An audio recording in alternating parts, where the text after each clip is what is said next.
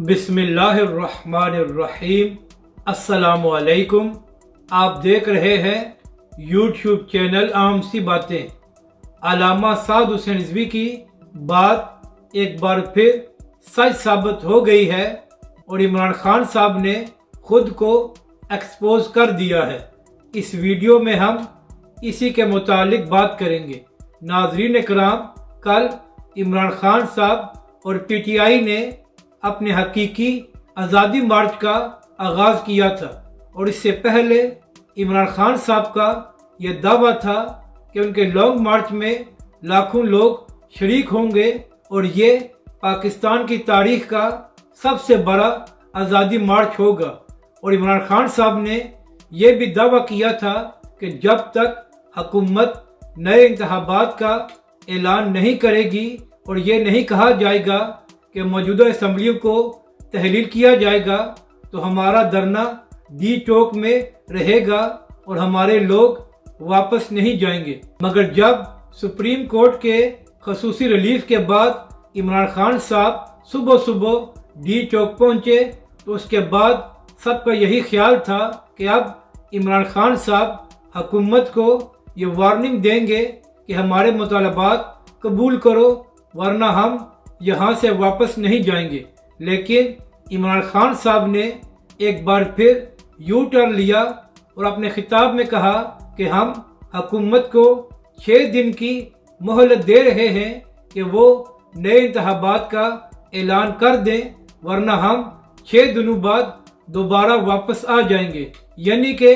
इमरान खान साहब ने कहा कि हमने धरना नहीं देना। अब इसके बाद पीटीआई के लोग सोशल मीडिया पर यह चूरन बेच रहे हैं कि हुकूमत ने इमरान खान साहब के मुतालबात को तस्लीम कर लिया है, तो फिर धरना देने का क्या फ़ायदा है।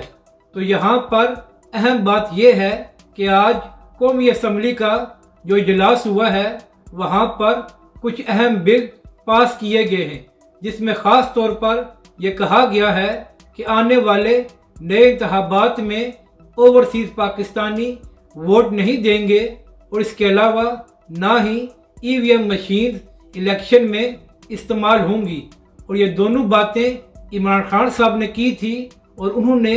कौमी असम्बली से ये बिल पास किया था कि ओवरसीज पाकिस्तानी वोट देंगे और इसके अलावा ईवीएम मशीन भी इस्तेमाल की जाएगी। मगर मौजूदा हुकूमत ने ये दोनों बिल ख़त्म कर दिए हैं। तो खान साहब, यहाँ पर सवाल ये है कि अगर आपने हुकूमत की मर्जी और शराइत पर इलेक्शन लड़ने हैं और आपकी बातें नहीं मानी गई, तो फिर आपको नए इंतखाबात का क्या फ़ायदा होगा और फिर आपने लॉन्ग मार्च करके क्या हासिल किया है। बल्कि इमरान खान साहब, आपने तो खुद को एक्सपोज किया है कि मुसलसल 7 हफ्ते जलसे करने के बावजूद आप लॉन्ग मार्च के लिए लोग बाहर नहीं ला सके। और अगर नाजरीन कराम आप इमरान खान साहब का आज का खिताब सुने तो आपको मालूम हो जाएगा कि लॉन्ग मार्च में सिर्फ चंद हज़ार लोग शामिल थे और शायद यही वजह है कि इमरान खान साहब ने धरना नहीं दिया और वो मायूस हो गए हैं कि उनके लोग बाहर नहीं आए। अब बात करते हैं कि अल्लामा साद हुसैन रिजवी की क्या बात सच साबित हुई है। तो नाजरीन कराम, कल मुबशर लुकमान साहब को इंटरव्यू देते हुए अल्लामा साद हुसैन रिजवी ने कहा था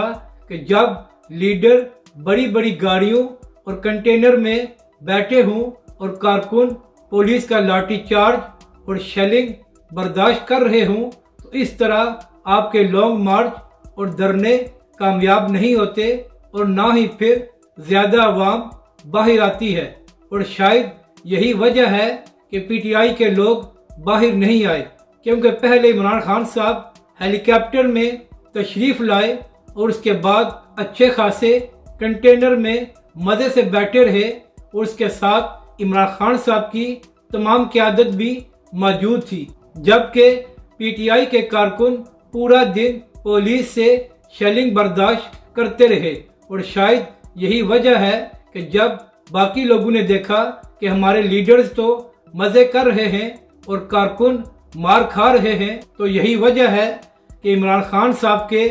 زیادہ تر لوگ باہر نہیں آئے، اور یہی بات علامہ سعد حسین رضوی نے کہی تھی کہ پی ٹی آئی کے لوگ باہر نہیں آئیں گے اور عمران خان صاحب کا